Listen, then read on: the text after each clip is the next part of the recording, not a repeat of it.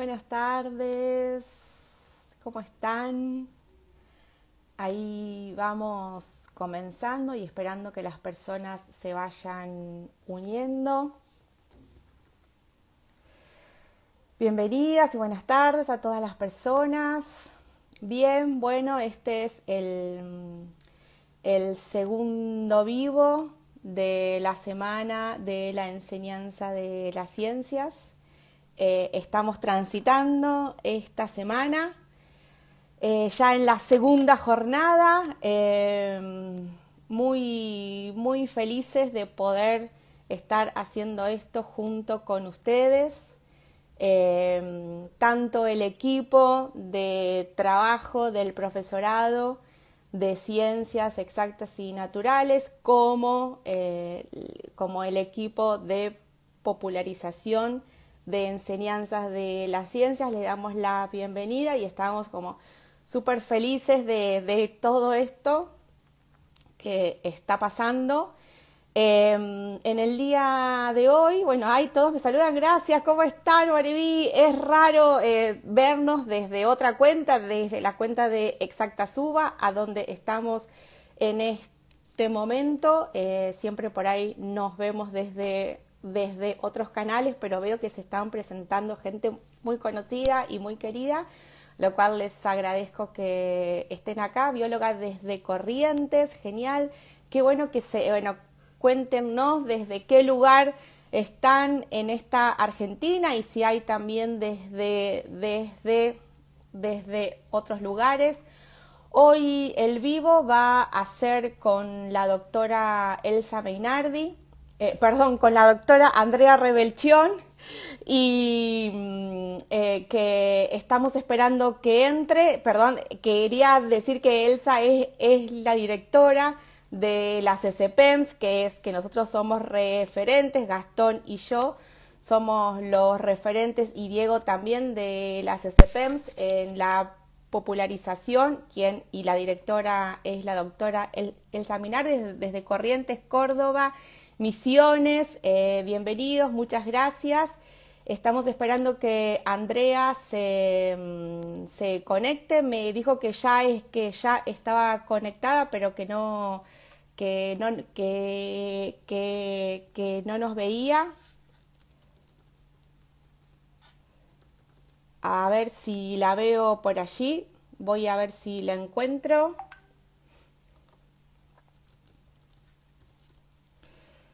A ver si está Andrea. Bueno, como saben, esta es la semana de la enseñanza de las ciencias. Estamos transitando nuestra segunda semana, nuestro segundo día. En el día de ayer tuvimos varias actividades, varias presentaciones. Presentamos el recursero. Mientras estoy conversando, estoy tratando de encontrar a Andrea. Aquí la tengo, que me dice que no se podía conectar. Ahí ya le... Bien, vamos. Quería contar que presentamos el recursero, que el recursero va a quedar en la página de Exactas y lo vamos a ir actualizando a medida que pase. Bienvenida, Andrea, buenas tardes. ¿Cómo Buenas. estás? Muchas gracias por unirte al vivo de hoy. Les estaba contando a las personas conectadas que ayer presentamos el recursero, que es un recurso que tiene cuestiones tecnológicas y en diferentes formatos narrativos, y también hay propuestas didácticas para que para que puedan usar en las clases, y eso queda colgado en la página de Exactas. Recuerden que pueden ir presentando sus preguntas a medida que pasamos el vivo. Luego les vamos a ir poniendo, mis coequippers que están detrás de cámara, les pido que vayan poniendo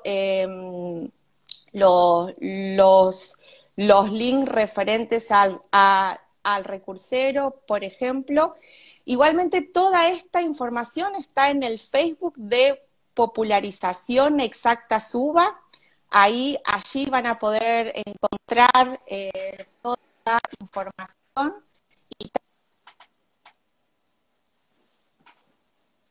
ejemplos, lo que nos contaron ayer y esta charla queda grabada. ¿Sí? Desde la casa, desde tu casa, veo en tu biblioteca con tu perra Lupe que está ladrando. Sí, están ladrando, sí, porque quieren entrar. Y hoy no quedaron. Bueno, te pierdo afuera. por momentos, Mariví. Sí, quedaron afuera. Ah, es que bueno, sí, bueno, la conexión desde mi casa es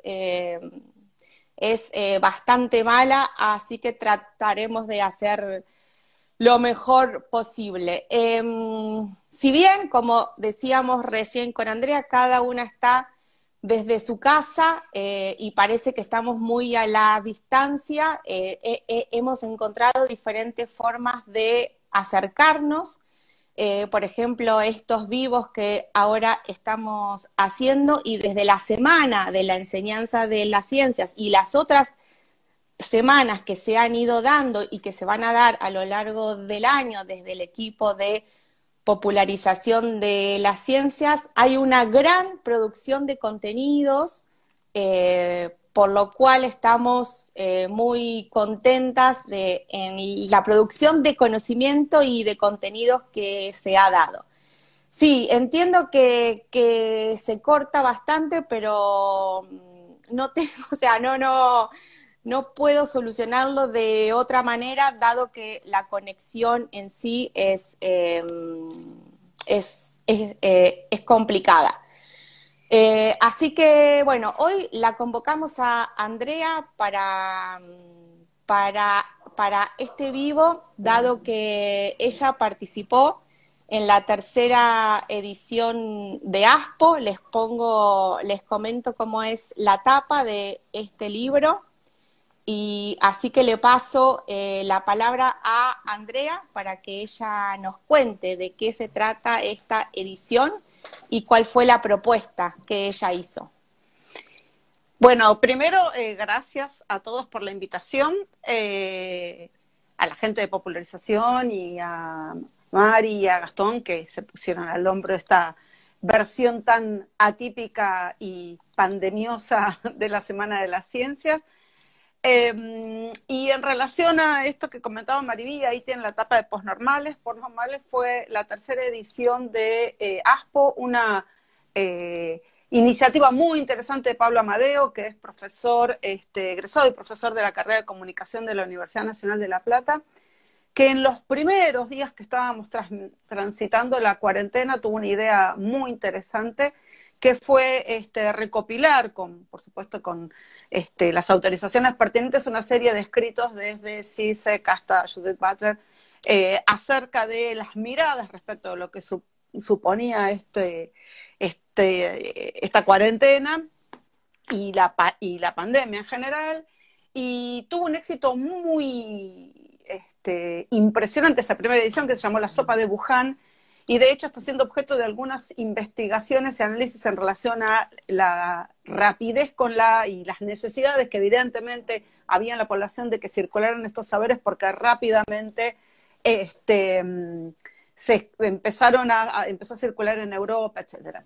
Y luego de eso, Pablo Amadeo generó una tercera entrega de este libro que se llamó Fiebre, donde se pidió ahí sí a autores que trabajaran sobre cuestiones filosóficas, psicológicas, ecológicas y económicas. Y en la tercera edición, que es en la que yo participé, se centró en la perdón. Pensé que se había cortado. En políticas públicas. Entonces ahí trabajaron desde cuestiones de medicina y cuestiones de salud pública y cuestiones de epidemiología, hasta algunos aspectos que tenían que ver con la educación en salud concretamente, y ese es el capítulo que yo trabajé en esa tercera edición postnormales. También escribió ahí para la ocasión y fue muy interesante Jaime Breil, que es un exponente de la epidemiología crítica, que seguramente nombraremos en más de una ocasión en esta charla.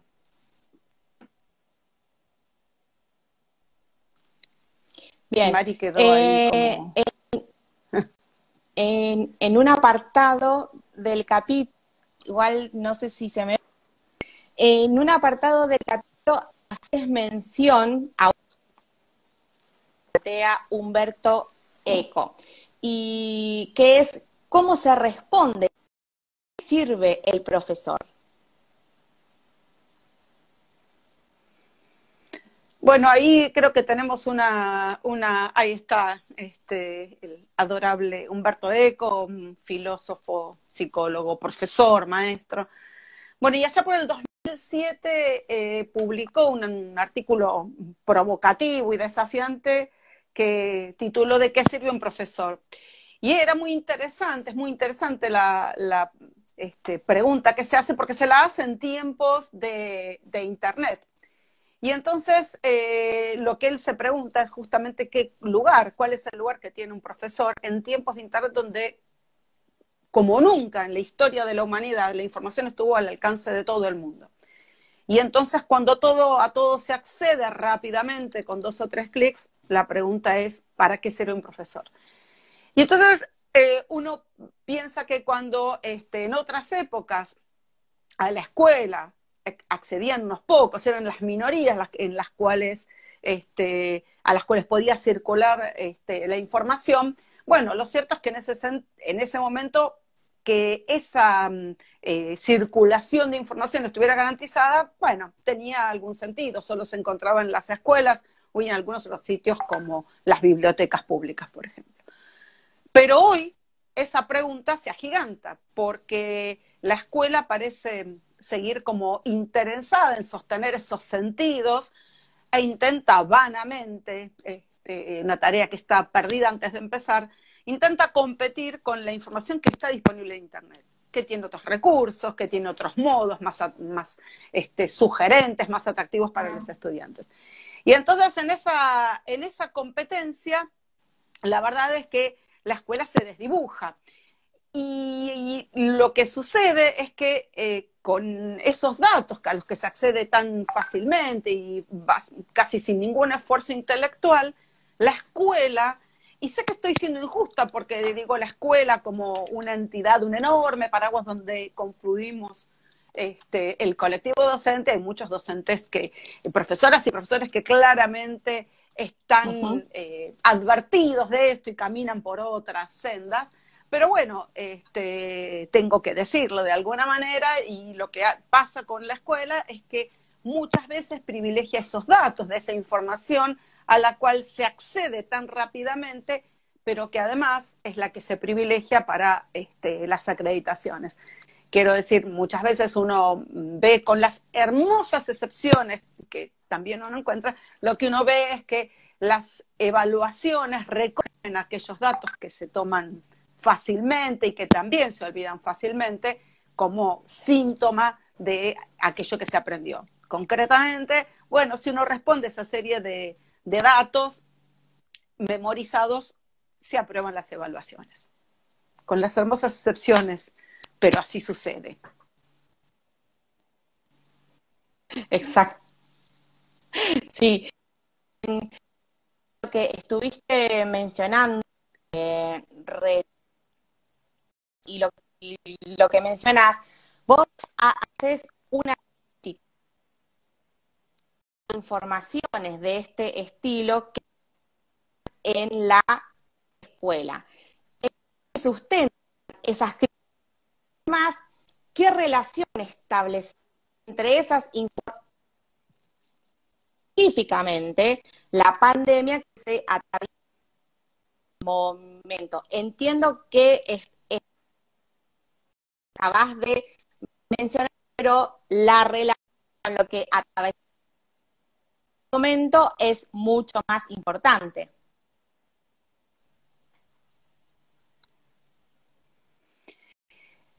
Y el problema con esa información que circula es que sirve para poco más que para memorizarla, para repetirla, para evocarla en algunas situaciones escolares y se olvida muy rápidamente. Pero también lo que es 2 o 3 clics igualmente rápidos para recuperarla. Entonces uno ahí se pregunta cuál es el sentido de darle un lugar tan privilegiado en el lugar de la escuela, en ese tiempo tan precioso y en ese recurso tan escaso que es el tiempo que tenemos efectivamente con los estudiantes. ¿Qué sentido tiene ese privilegio si se recupera tan rápidamente? Ahora, el problema es además si uno pone el foco en esas informaciones que la escuela viene seleccionando. La pregunta es si esos son de verdad saberes y en tal caso a qué cosas habilitan, a qué cosas habilitan a pensar. Uno se pregunta, bueno, con esas informaciones que circulan, pongamos por caso las clases donde se enseñan cuestiones de salud y de enfermedad. ¿Qué preguntas se pueden hacer los estudiantes y los egresados de un sistema educativo que lo que privilegia son los datos y lo que premia es la memorización? Y la solvencia con la que logran reproducirlo. Y lo que uno se pregunta es, ¿qué preguntas podrían, valga la redundancia, hacerse los estudiantes que son formados con este tipo de lógicas puestas en la información respecto a la pandemia, respecto de la emergencia del SARS-CoV-2?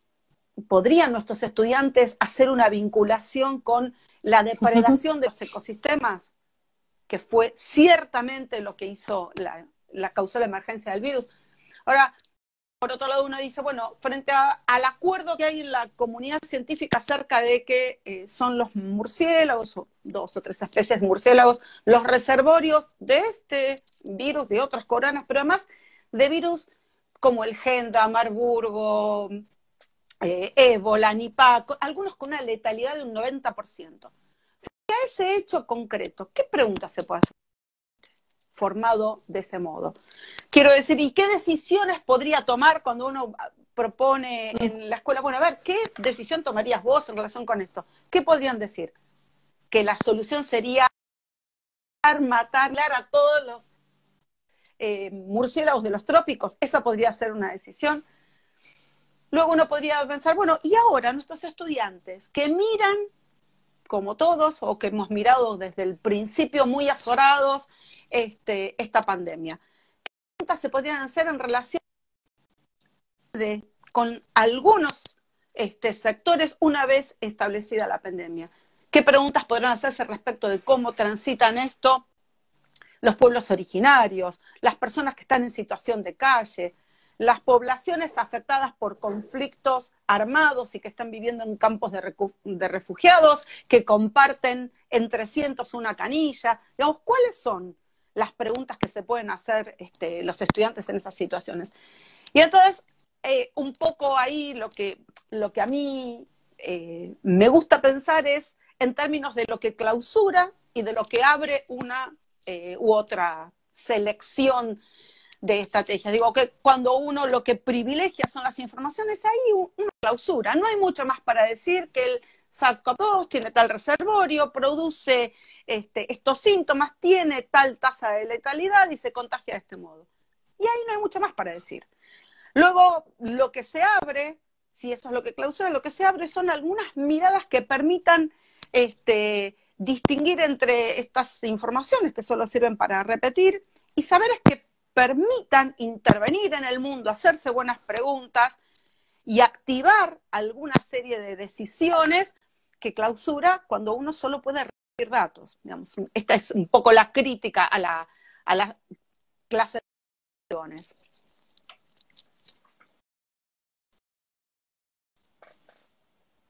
Mariby se me quedó ahí. En esto, en el título del libro, planteás, no, ya voy, dame tiempo. El capítulo de cómo es que si la de la salud de alguna manera en la propuesta acerca de hegemónicos, ¿no? O sea, cómo repensar que se corran modelos que solo como única idea la transmisión de la información y no reflexionar específicamente sobre la salud. ¿Cuáles son las propuestas que vos planteás o que planteás en ese libro, en el...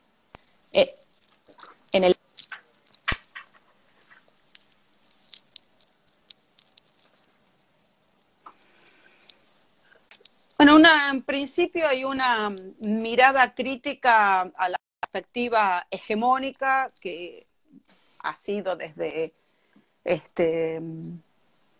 los postpasteurianos, diría, fue el modelo hegemónico, que es la perspectiva biologicista unicausal. Y la perspectiva biologicista tiene un tipo de razonamiento causal que expone las propias limitaciones explicativas en los términos de los propios procesos biológicos, porque la verdad es que no puede ir más allá. Entonces, esta unicausalidad biológica, este modelo hegemónico que supone que el único acervo necesario y suficiente es la biología, no puede dar respuesta, por ejemplo, a por qué algunas poblaciones sufren algunas enfermedades en unos momentos históricos, le lleva justamente el carácter histórico a la salud.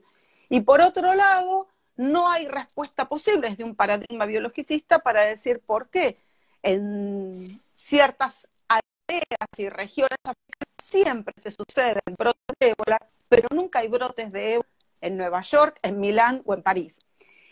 Entonces, frente al la jerarquía desmedida de la que gozó el biologicismo, bueno, hay propuestas que intentan romper ese reduccionismo, y uno mira, por ejemplo, las propuestas de Cristina Aza Laurel, quien fuera ministra de Salud del gobierno de Obregón en México, que tiene una postura a la que luego se van a alinear Berlinger, Breil y algunos otros, que tienen que ver con incluir la perspectiva biologicista, pero reformularla en el sentido de que no niega la relevancia del hecho biológico, claramente no. El fenómeno no biológico y el aporte de la biología es absolutamente sustancial. Pero lo que trata de darle es el carácter histórico y plantear que la única manera de entender qué pasa, y no con el individuo, sino con la salud pública, con la sociedad, tiene que ver con entender cuáles son los devenires históricos y políticos y sociales que explican los eventos de salud y enfermedad. Y en ese sentido, lo que nosotros proponemos son estos modelos multicausales, complejos, que incluyen todas las dimensiones más allá de la biológica, y que necesariamente son multireferenciales porque en tanto incluyan las dimensiones políticas, económicas, psicológicas, bueno, van a demandar y van a reclamar las referencias disciplinares de estas áreas. Y en ese sentido es que hacemos foco, mejor dicho, en las perspectivas críticas, concretamente en la epidemiología crítica, porque mientras que para la epidemiología tradicional se trataba de un sujeto, de un tiempo puntual y de un espacio, bueno, lo que va a decir la epidemiología crítica es a los sujetos hay que leerlos en términos de población, que el tiempo es un tiempo histórico, atravesado por todas las dimensiones de un momento histórico concreto, y el lugar ya no es el lugar físico concreto, sino que es un escenario de actividades humanas. Y ahí es imprescindible la vinculación con la geografía física, que fue quien concretamente pudo superar la visión empírico-reduccionista del lugar, que la miraba como una mera localización física, una idea de, bueno, en este lugar físico sucede esto, para venir a pensarla como un lugar activo de relaciones, y entonces ahora el espacio, ese concepto de lugar es un espacio de prácticas sociales, y en tanto se piensa un espacio atravesado por esas intervenciones de los diferentes sujetos sociales, es que se constituye de verdad un espacio. Porque en definitiva los espacios son lo que los hombres y mujeres hacen de él, los modos que se apropian de los estudios y de los recursos. Y este modo de concebir el espacio abrió ciertamente, posibilitó las relaciones con la salud totalmente diferentes, ¿no? Porque entonces cuando uno piensa, bueno, este espacio es así porque se produce una minería extractivista o lo que fuera, uno puede entonces leer en esa clave los problemas de salud asociados a ese espacio. Entonces, sin abrevar en estas perspectivas críticas, ya sea desde la epidemiología o de la geografía crítica, todo otro análisis que se quiera hacer en relación con la salud, pensar en la salud para la salud, no tiene ningún sentido.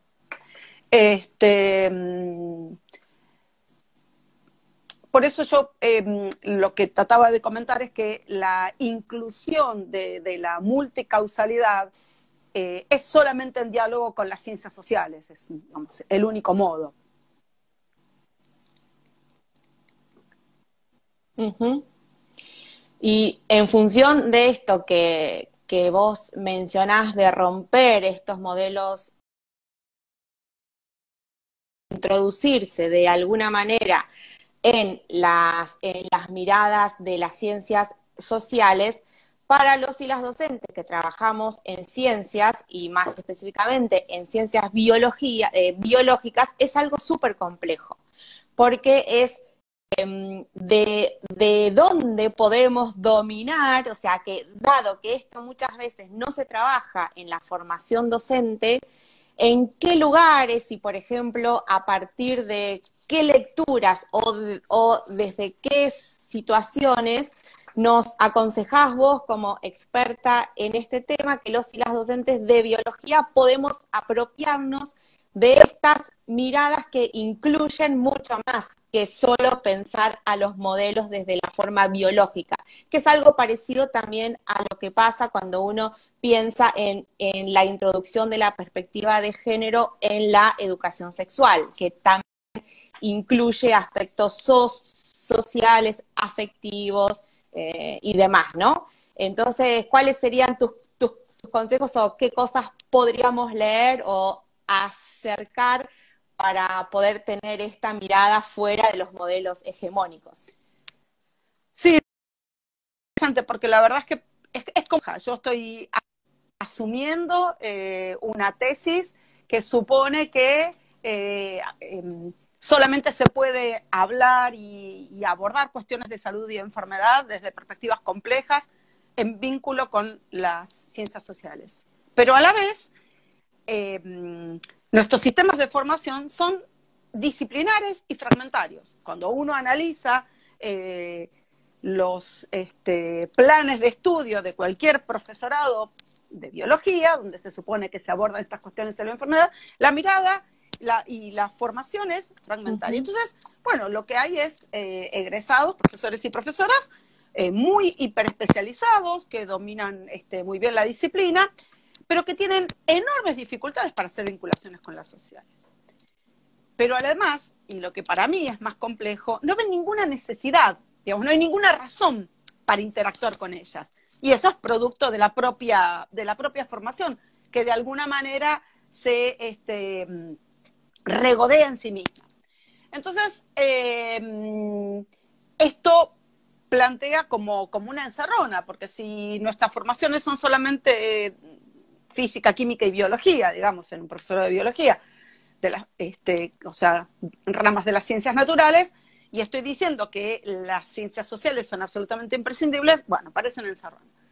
Nosotros hace años ya que en el grupo de Historia, Epistemología y Didáctica en el GEID venimos trabajando e investigando el impacto que tiene un formato particular, que es el formato narrativo, tanto en el nivel de la formación inicial, en el posgrado y en la escuela media.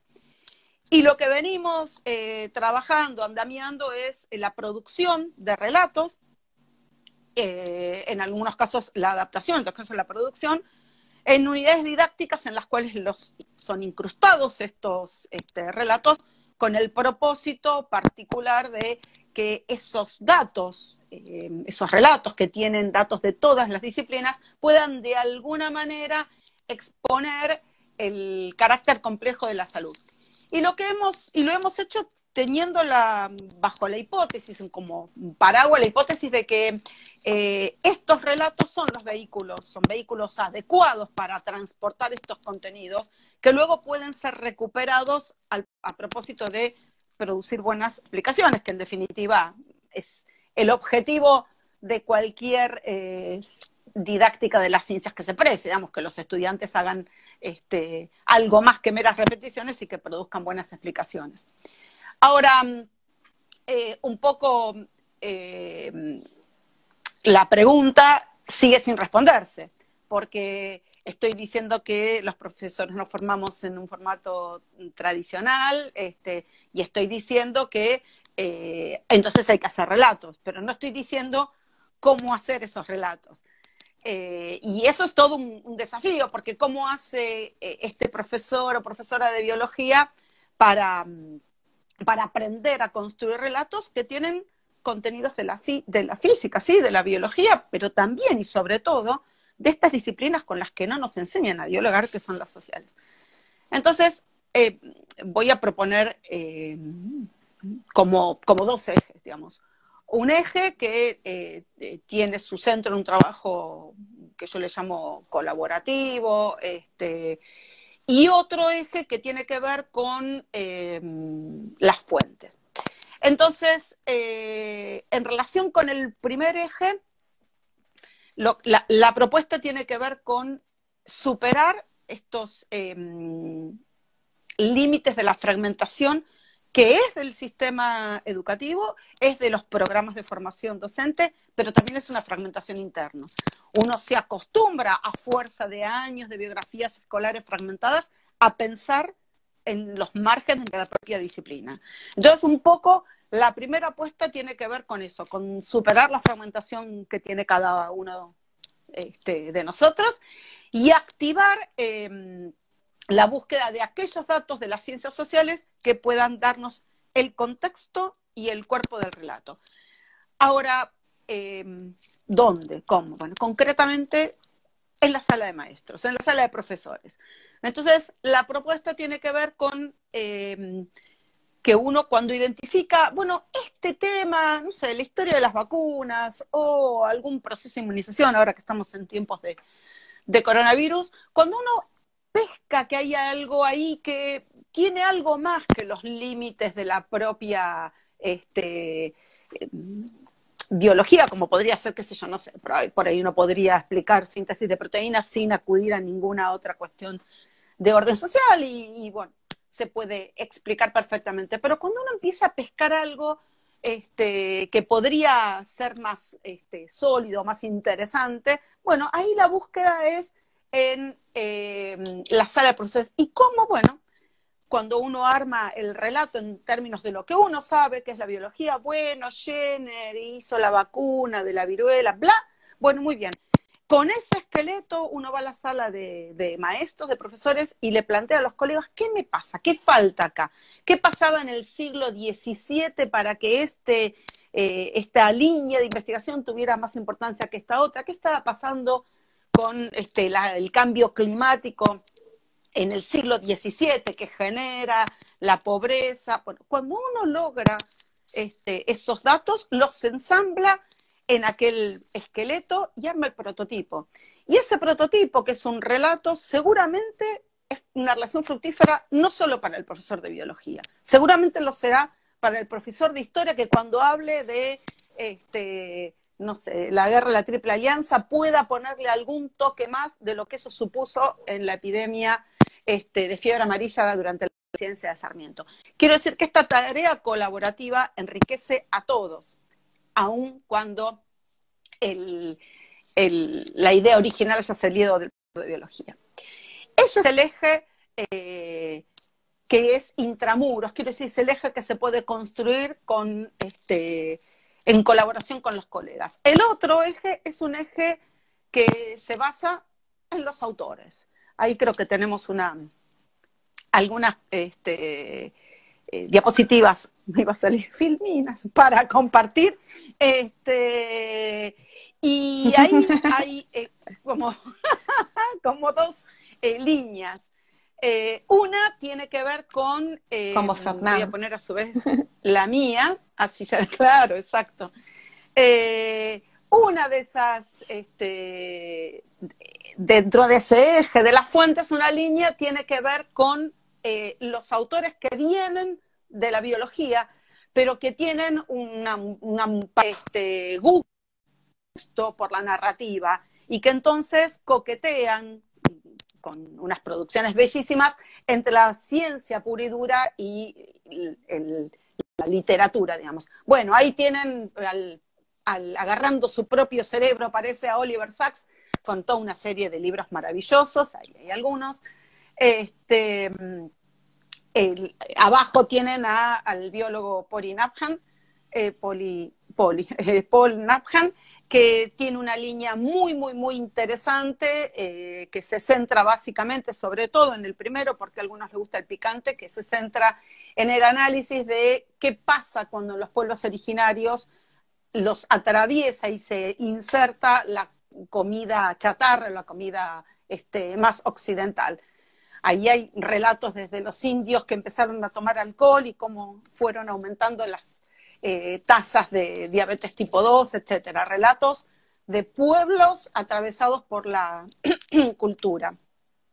En el siguiente tienen ahí se los van a compartir, bueno, al gran Jared Diamond, un biólogo, antropólogo, una profusa producción de literatura sumamente interesante, potente, psicológica, histórica, y a la bióloga Dorothy Crawford, que hace microbióloga, un recorrido de más de 200 relatos sobre virus imperdibles. Estos son el grupo de fuentes que son del campo de lo científico, con coqueteos en la literatura. El siguiente grupo, los dividí en dos, el siguiente grupo tiene que ver con escritores y periodistas que con muy buenas y muy buenas colaboraciones con el mundo científico producen literatura muy bien argumentada y muy bien sustentada en la biología. En el primer caso tienen a Julia Álvarez, también autora de En el tiempo de las mariposas. Abajo tienen a Javier Moro, escritor español. Julia es ambos ambos dos coinciden en un relato sobre la campaña filantrópica, la gran campaña filantrópica de la viruela, algo vamos a comentar después. Luego tienen a Richard Preston, periodista, que escribe Zona Caliente. No se entusiasman, Zona Caliente es la zona de máxima seguridad de los virus más peligrosos que hay, estilo ébola o Marburgo. Y cuenta todo un relato de un hecho real, de un escape de monos que fueron comprados ilegalmente. Y luego tienen a Anne Benson, que escribe una inquietante hipótesis a través de una novela que plantea qué pasaría si en este momento empezara a circular algo que parece ser premonitorio, porque algo de esto pasa en Mongolia ahora, la bacteria Yersinia pestis, causante de la peste negra medieval. Entonces, en unos y en otros casos, estos autores, ya sea los propios de la biología, con coqueteos con la literatura, o, por el contrario, los escritores que coquetean con la ciencia y escriben, En unos y en otros casos lo que se obtienen son relatos concretos, directos, tomar un relato de Oliver Sacks y ajustarlo y adaptarlo a la población de estudiantes con los que estamos, o en los otros son fuentes de datos para construir, adaptar, enriquecer, expandir, afinar nuestras propias producciones. Y entonces, ahí, en estas dos vías, entre las colaboraciones adentro de las instituciones o en el trabajo en soledad que hagamos con estos autores, bueno, en definitiva, la apuesta es producir relatos, pero con una tesis atrás, que es que los relatos son memorables, son interdisciplinarios, nos acercan a la realidad, pero además porque me parece que hoy como nunca la circulación de la información está al alcance de cualquiera, pero hoy justamente como nunca todo lo que es interesante es integrador y por supuesto transdisciplinar.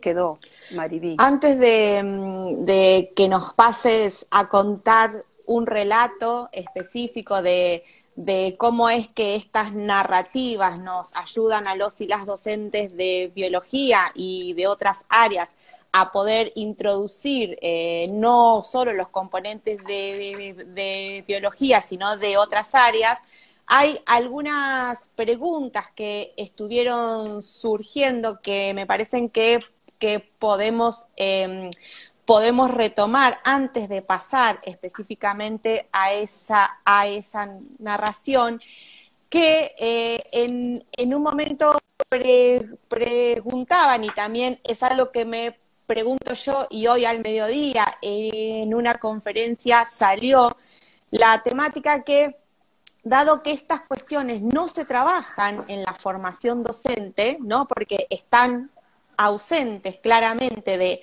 estos espacios interdisciplinares, muchas veces queda a la libre intención del o la docente de, como decís vos, trabajar colaborativamente en la sala de profesores o profesoras, trabajar con otros, ¿no? Con otros y otras.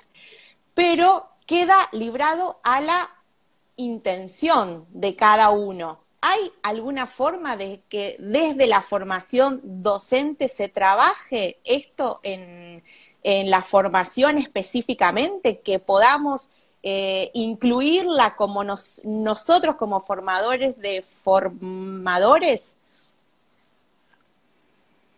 Sí, bueno, a mí me parece que no solo es posible, sino que es lo que hay que hacer. Yo creo que, bueno, las investigaciones muestran que más o menos se tarda entre unos 10 y 15 años, los menos optimistas, en que lo que se genera y lo que circula en la formación docente permea las aulas. Bueno, podemos tratar de acortar los tiempos, pero claramente la única vía es que esto forme parte de los programas de formación. Bueno, en el Joaquín B. González, esto es una unidad, forma parte de las unidades didácticas del programa y lo trabajamos. Es una propuesta en la cual no solo se ve el marco teórico de qué son las narrativas, el formato y el pensamiento narrativo, sino que los estudiantes y las estudiantes son invitadas a producir relatos, a adaptar relatos, etcétera, y a incluirlos en su residencia docente cuando hacen en sus prácticas docentes. Entonces, bueno, ahí es echar la rueda a andar, ahí es cuando.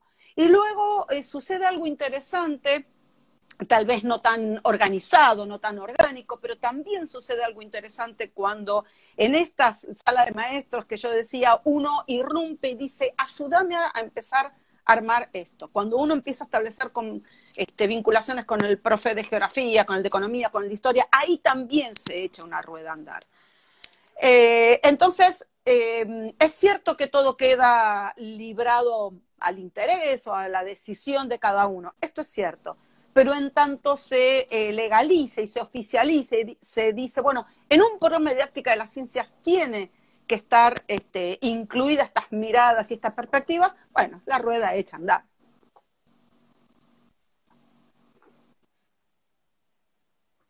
¿Hay alguna manera, por ejemplo, un docente, el profesorado o las didácticas, esto en acción, o es de alguna manera lo que nos da la importancia de transitar un profesorado para poder repensar esto que vos estás diciendo? Eh, si te entiendo bien, vos, lo que yo, si te entiendo bien, digo, lo que yo planteo es que tiene que estar en los programas oficiales de las didácticas. Es la única manera. ¿Cómo empezamos a trabajar? Ujú, Pensemos en una historia corta de la didáctica en los últimos años. ¿Cómo empezamos a trabajar fuertemente y a mirar con esos ojos toda la línea de resolución de problemas? A condición que estuviera circulando en los papers de la claro. comunidad de didactas, a Ujú, condición de que luego los docentes de las didácticas específicas lo empezáramos a leer y lo incluyéramos en nuestros programas. Y ahora es natural. ¿A quién se le ocurriría trabajar sin una línea de buenas preguntas en la clase? O resolución de problemas o como quieras llamarlo. Bueno, es eso. Las tradiciones se ujú, construyen de ese modo, cuando empiezan a ser cuerpo y parte del colectivo docente y luego se incluyen en la formación. ujú. Ahora, ¿querés relatarnos cómo sería una narración que contenga todas estas aristas que has mencionado? Bueno, ahí tienen, algo comenté recién así al pasar, pero ahí hay una filmina que podemos compartir. Bueno, la idea era, pero acá la tecnología tiene sus limitaciones, la idea era que esto fuera apareciendo de a poco como para irlo mostrando, pero bueno, este relato tiene que ver con las derivaciones del descubrimiento de Edward Jenner, que todo el mundo conoce, de las ordeñadoras, y es el caso de los niños vacuníferos, o también se llamó la Real Expedición Filantrópica. Estamos en el siglo XVII y España tiene, muchos otros también, pero concretamente España tiene un severo problema sanitario en sus colonias de ultramar a raíz de la viruela. También lo tiene en su propio continente, ¿no? En su propio territorio, quiero decir, y la viruela mata a todos, deforma a muchos, pero por supuesto se ensaña más con los pobres.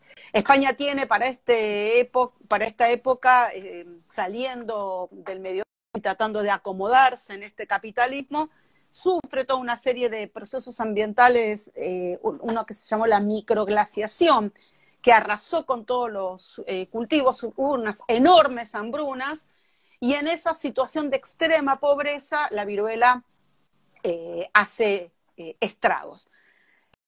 En este momento, este médico que ven ahí, Francisco Balmis, es el médico de cámara de Carlos IV, que estaba particularmente interesado en el tema de la viruela, más Carlos IV porque tenía una hija que había quedado desfigurada por la viruela, había sobrevivido pero había quedado desfigurada, había perdido además algunos de los integrantes de la corte, pero Balmis, que era un médico presuntuoso y que tenía un origen bastante pobre y que quería figurarlo, no, es nombrado médico de cámara, de Jenner le llega una suerte de gacetilla donde accede a las primeras investigaciones que hace Jenner con la vacuna. Habían intentado llevar en unos hilos que secaban las pústulas de la vacuna, pero a los pocos meses, cuando la vacuna estaba seca, dejaba de tener de ser activa. Entonces ese fracaso le produce, a partir de la lectura a Balmis, le produce una idea, yo pongo ahí genial con signos de pregunta, porque cuando uno termina la historia dice, bueno, la verdad es que tiene sus aristas complejas. Lo que se le ocurre decir a Balmis es, si funcionó con uno, el primer niño, que es Jane Phipps, el primer vacunado del planeta, Él dice, bueno, si funcionó con uno, tal vez lo que yo puedo hacer es una cadena viviente de pústulas de viruela que me duren hasta cruzar hasta América. Lo que ven ahí es un dibujo donde él arma, dibuja las pústulas y dice, si yo tuviera 22 niños porque necesito que no hayan sufrido la enfermedad, y a cada uno lo inoculo, y cuando se le arma la pústula a una, con eso inoculo al otro, ¿cuántos necesito? Necesito 22.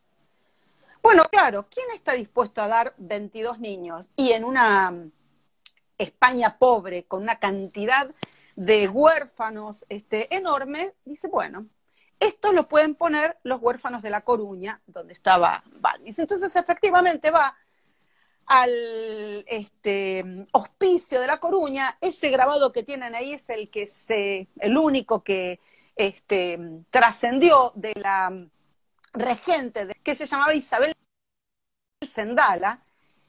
Isabel Sendala accede a darle 22 niños, a quien la corona les da un uniforme. Eso que ven ahí es la película Los 22, la historia de estos niños, y a cambio les promete que España se va a ocupar de su educación, de su vestimenta, y que los va a traer de vuelta. Efectivamente, el 30 de noviembre del 803, en el barquito el María Pita, ese es un grabado donde se ve a toda la gente de A Coruña o La Coruña despidiendo a la expedición, parten estos 22 niños y que fueron cedidos a cambio de ella misma, Isabel Sendala, a acompañar a la expedición. Llegan a América, empiezan a vacunar, se dividen en diferentes ramas, algunos van a Perú, etcétera, haciendo una cadena humana de pústulas con las cuales fueron vacunando. Luego fueron a China y a Filipinas. Y la Real Expedición Filantrópica termina nuevamente en La Coruña. Ninguno de los 22 niños fueron regresados. Por eso digo que fue una idea genial, pero que ningún protocolo de bioética aceptaría hoy. Porque la verdad es que algunos murieron, la verdad es que algunos quedaron muy lejos de los puertos donde tenían barcos disponibles y los fueron dejando a su suerte donde pudieran. Solo volvió Isabel Sendala, que había planteado una condición, y es que ella viajaba con su hijo Benito, que había tenido la enfermedad. No sirvió como cadena humana, pero fue la condición que ella puso. Eso que ven ahí es el monumento a los 22 valientes ángeles, o como los quieran llamar, que está en el puerto de La Coruña, en homenaje a estos 22 niños que sirvieron para producir la primer cadena, la primera campaña de vacunación absolutamente exitosa, pero con ribetes éticos complejos. Fíjense que para poder entender esta pequeña y breve relato de una expedición maravillosa, de hecho está en esos dos libros que les comenté, tanto el de Moro como el de Julia Álvarez, son dos libros preciosos que relatan esta historia, con unas fuentes científicas muy, muy, muy precisas. Fíjense que fue absolutamente necesario incluir las cuestiones ambientales, lo que les contaba de la pequeña gran primera glaciación que generó el hambre, las hambrunas y la pobreza, que hizo que rebasaran los orfanatos y hubiera niños disponibles. Fue necesario contar el enorme apoyo. La campaña filantrópica salió muchísimo dinero, pero Carlos IV tenía una particular obsesión con el tema de la viruela. Quiero decir, sin poner en dimensión todos estos elementos, es absolutamente imposible comprender este hecho histórico que tiene ribetes inmunológicos. Bien, Mari quedó congelada. Por la narración, por cómo introducir esta mirada crítica de enseñanza de las en las clases, las personas que siguen ahí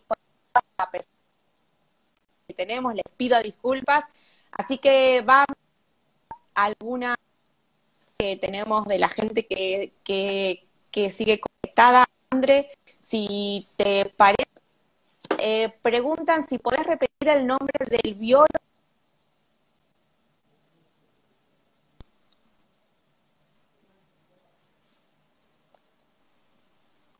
¿No te escuché? No se Si escucha. podés repetir el biólogo que habla sobre pueblos originarios. Sí, es Gary Paul Nabhan.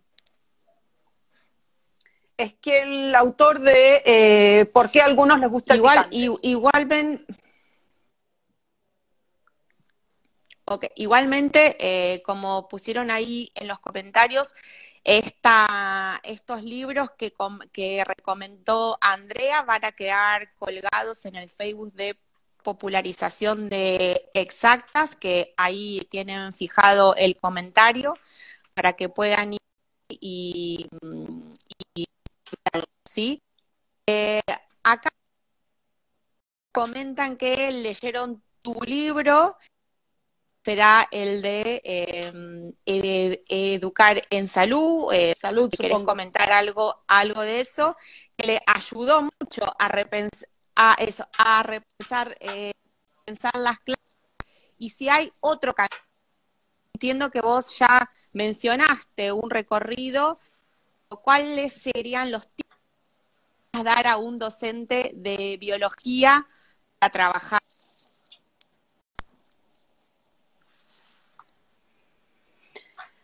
Nosotros tenemos algunas publicaciones interesantes, digo interesantes en términos de que nunca se nos pierde la perspectiva didáctica. Ustedes, bueno, no sé si saben, pero bueno, yo tengo una fuerte pertenencia al aula de escuelas secundarias, yo trabajo en escuelas secundarias, más allá de la formación docente y la investigación en exactas. Quiero decir que yo trato de que en los artículos, los papers, nunca se pierda esta dimensión que es la mirada de la escuela, la mirada didáctica. Y hay algunos artículos sobre la enseñanza de Chagas Massa, en la revista Tecné y en una revista que se llama Tardilla. Ambos están de acceso libre, donde lo que se cuenta es qué enfermedades habría que relatar y algunas de ellas tienen que ver con cómo trabajar la enfermedad de Chagas Massa. Estoy mirando los comentarios, trabajo contenidos de biología en el aula. Sí, acá hay dos comentarios bastante interesantes que plantean, ¿no? Que esto que nosotros somos exactas y tenemos una formación de exactas, como que decimos, bueno, somos de biología exacta y nos cuesta pensar en otras dinámicas o apropiarnos de ciertos contenidos de las ciencias sociales. Entiendo que la didáctica, o sea, citar y la didáctica ayuda a los a amalgamar estas dos áreas, por eso es del conocimiento y demás. Si querés hacer una breve reflexión, ya nos quedan un minuto nada más de esta instancia y los saludamos.